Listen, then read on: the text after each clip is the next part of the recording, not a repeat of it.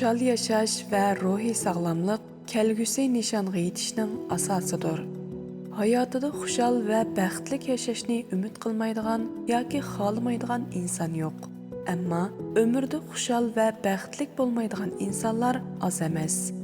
Hammamiz xushal bo'lishni və baxtlik yashashni umid qilamiz və uning uchun tirishimiz. Ammo u umidimiz və tirishchanligimiz sababidan hammamiz har zaman xushal yoki baxtlik bo'la olishimiz natoyin.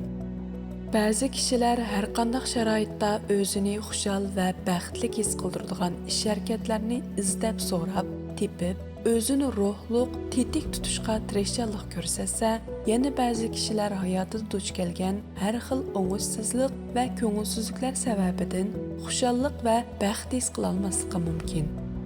Yana ba'zi kishilar hatto qanchalik muvaffaqiyat qozonish va qanchalik boylikqa erishishdan qat'iy nazar umrida ichidan xushal yoki baxtlik bo'la olmasligi mumkin. Xushallik yoki baxt bir xil murakkab his tuyg'u bo'lib, u insonlarning qozongan muvaffaqiyatlari, erishgan natija va boyliklar bilan butunlay o'ng tanasib bo'lmaydi. Ham shundaqla u İnsanlar duch kelgan mag'lubiyat, qiyinchilik va yo'qsizlik bilan ta'tir tanasib bo'lmaydi.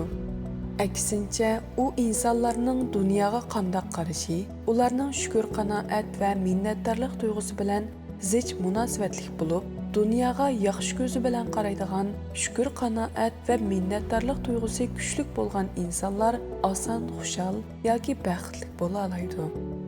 Ve şundaqla insanlarning iqtisodiy kirimining tuvan, turmushining qiyin bo'lishi, ularning xushal va baxtlik bo'lishiga to'salg'i bo'la olmaydi.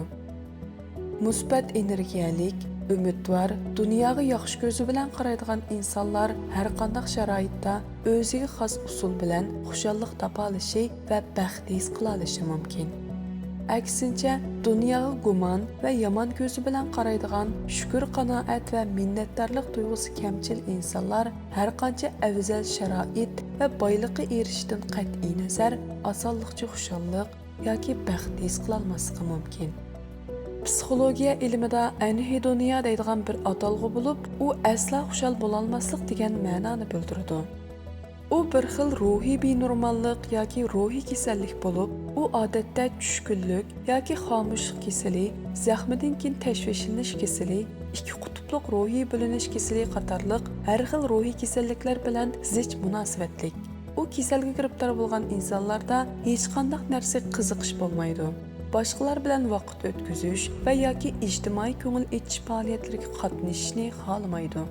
Eng afzal, eng go'zal, eng xushallanarli minutlardami asla xushallik yoki baxt his qila olmaydi. Uyqu sifati nachar bo'ladi. Jinsiy havasi biroqla tuvallab yoki yo'qab ketadi. Tadqiqot natijalariga asoslanganda bu kasal cho'ng miyaning ma'lum bir qismining harakatining kamchil bo'lishidan kelib chiqishi mumkin ekan. Miyaning bu qismi quloqning usti va keyniga joylashgan bo'lib, uningda cho'ng miyaning dopamin qabul qiladigan va ishlab chiqaradigan xushallik markazi bor. Dopamin zo'qlantirish hormoni bo'lib, u miyaning bu qismidagi harakatning o'zgarishi, insonning mukofotlarni tonishi va uning qanday inkas qaytarishiga ta'sir ko'rsatadi. Agar u o'rin harakatdan to'xtasa, miya mukofotlarni toniy olmaydi va xushal bo'lishga tegishli ishlarga xushallik his qila olmaydi. Mutaxassislarning qarashicha, har qanday harakat, badan chiniqtirish va ijtimoiy faoliyatlar badanning dopamin ajratib chiqarishiga yordam beradi ekan va badan ajratib chiqqan u dopaminlar cho'ng miyaning xushallik markazini g'idiqlab, insonda xushallik tuyg'usi paydo qiladi ekan. Psixologiya mutaxassislarining qarashicha, yuqorqida kasalliklarga giribdor bo'lgan insonlardan boshqa tuvandagi kishilarmi osonlikcha xushal bo'la olmaydi ekan yoki haqiqiy turda baxt his qila olmaydi ekan. Birinchi, davomli o'zini boshqalar bilan silishtirishga odatlangan kishilar. Ikkinchi, o'zini qanday asrashni yoki o'ziga qanday ko'yinishni bilmaydigan yoki uningga sal qaraydigan kishilar. Uchinchi, ijtimoiy jamiyat sharoitida qopsilib qolgan kishilar. To'rtinchi, rahatsiz haqiqatlar bilan vaqtida yuzlashmay, uningdan o'zini qochiradigan insonlar. 5.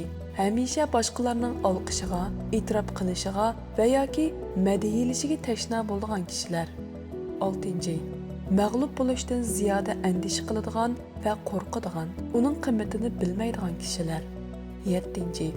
Jamiyat va kishilik munosabatning muhimligini bilmaydigan yoki uningga ahamiyat bermaydigan kishilar. 8. Yakka muvaffaqiyatni ziyoda qo'g'lashadigan va hamkorlikqa ahamiyat bermaydigan kishilar. 9. O'zi bo'lmay, davomli boshqalarning hayotini yashashni o'ylaydigan, boshqalarning qanday qarashiga ziyoda ahamiyat beradigan yoki uningdan ziyoda andish qiladigan kishilar. 10. Mol dunyoni ziyoda cho'ng biladigan, baxtli hayotni faqatla pulga bog'lab tushunadigan kishilar. Xushal yashash va baxtli bo'lish yolg'iz insonlarning go'zal istigi bo'lib qolmasdan, u ya'ni ruhiy sog'lomlikning alomati va ruhiy sog'lom bo'lishning asosidir. Ya'ni hayotiy xushallik va baxt ichida o'tgan insonlarning ruhiy kayfiyati sog'lom bo'ladi. Ruhiy sog'lom insonlar sog'lom tafakkur qilgani va dunyoga yaxshi ko'zi bilan qaragani uchun ular hayotini xushal va baxtli o'tkaza oladi. Xushal yashash va baxtli bo'lish hammamizning haqqi, sog'lomligimizning kapolati va kelgusi maqsadlarimizga yetishning asosi.